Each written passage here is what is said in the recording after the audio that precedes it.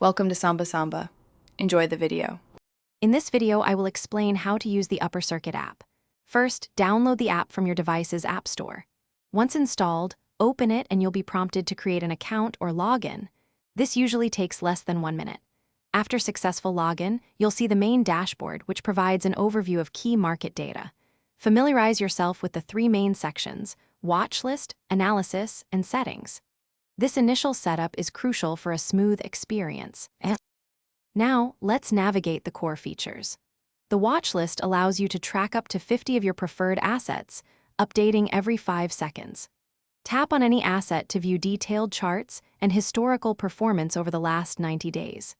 The analysis section offers in-depth reports and predictive insights, often highlighting potential upper circuit movements with an accuracy rate of over 75%. Remember to customize your notification preferences in the settings menu to receive timely alerts.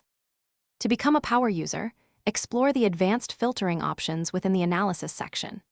You can set custom parameters, such as volume thresholds exceeding 1 million units or price changes greater than 10%, to refine your search for opportunities. Utilize the backtesting feature to evaluate strategies against historical data spanning 5 years.